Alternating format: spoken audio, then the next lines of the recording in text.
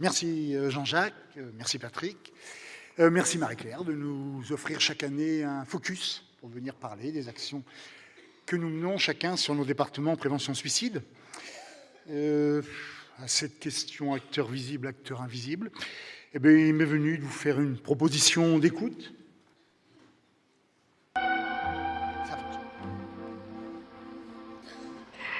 Eh bien, je viens vers vous afin de rejoindre vos rêves sous les étoiles, certains de vos désirs ou quelques-unes de vos nostalgies. Racontez toujours très tendrement au 45-24 secondes. Il y a beaucoup de solitude. Il y a que de la solitude, mais c'est pas la solitude apparente, elle est beaucoup plus grave. Quand vous voyez un SDF, sa solitude est apparente. Quand vous allez rendre visite à un malade, sa solitude est apparente. Mais les solitudes intérieures, qui ne se voient pas, qui sont invisibles, alors celles-là sont très très graves. Pour les plus jeunes d'entre nous, c'est Macha Béranger qui proposait la nuit aux personnes de venir dire leur solitude, leur désarroi, leur tristesse.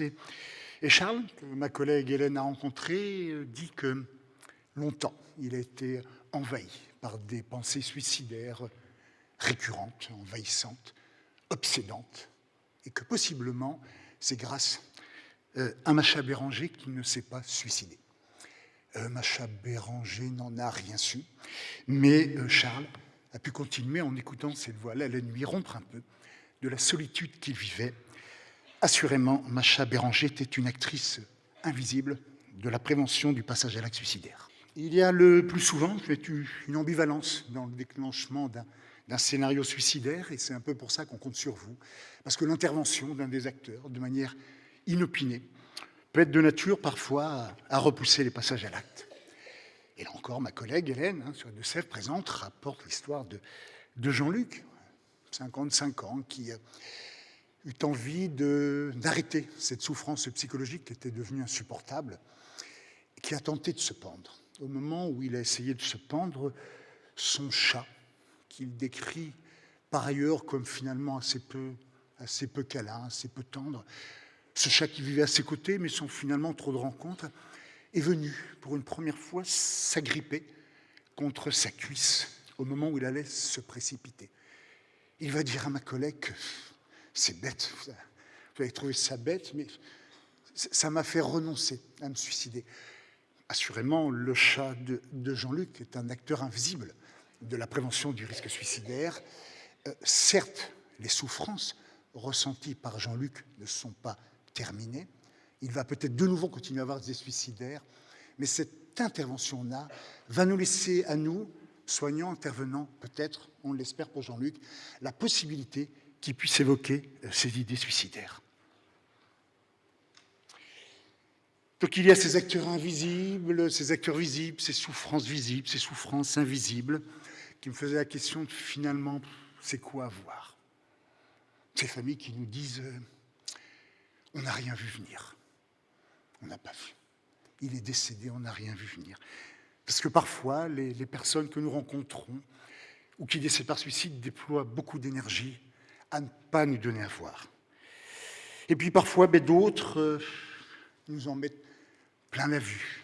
Et c'est le cas de ce jeune, Olivier, qui a pris de la hauteur pour nous montrer à quel point il souffrait, et qui, en haut de son établissement scolaire dans lequel il était en seconde, a voulu dire à tout le monde, j'en peux plus, aux élèves, aux CPE, aux médecins scolaires, à nous intervenants, et pour avoir passé 25 minutes au téléphone avec Olivier, pour éviter qu'il ne se précipite 20 mètres plus bas, il voulait nous dire, lui, voyez à quel point je souffre.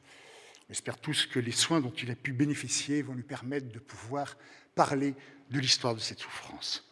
Alors, on a tous besoin, dans nos coordinations, on a besoin de suricateurs. Alors, qu'est-ce qu'un suricateur? Alors, c'est quelqu'un qui souffre d'une suricatose. La suricatose, donc, c'est une maladie qui consiste à porter une attention vigilante aux autres pour la protection de tous. Alors, concrètement, pour nous, intervenants en suicidologie, il s'agit de former, Patrick l'a dit fort justement, des soignants, des gardiens de prison, des surveillants, des responsables d'associations à devenir des sentinelles, des suricateurs. qui, par l'attention, le regard, l'écoute, la vigilance qu'ils vont porter aux autres, vont permettre, nous en sommes convaincus, de différer les passages à l'acte.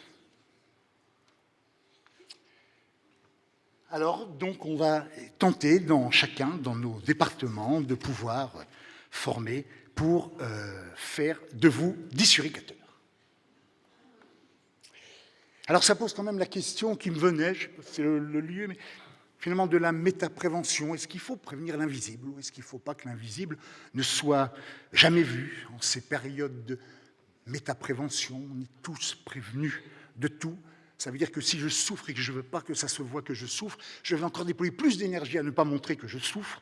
Alors ça pose ces questions-là. Alors il vaudrait peut-être mieux que nous, les visibles, on essaye discrètement, sans qu'ils s'en aperçoivent, de s'approcher des invisibles pour les soutenir, les accompagner. Vous avez un acteur invisible de prévention du suicide dans la personne de Lino Ventura qui va aider l'emmerdeur Jacques Brel à ne pas passer à l'acte. Alors c'est à nous, professionnels, de soutenir ces invisibles sans lesquels la prévention perdrait du sens. Et puis, comme le dit notre anonyme réveilleur de conscience sur le département des Deux-Sèvres, appréciez son travail, le ciel et la terre sont en nous. Je vous souhaite à tous une bonne suricatose chronique et surtout de n'en point guérir. Merci de votre attention.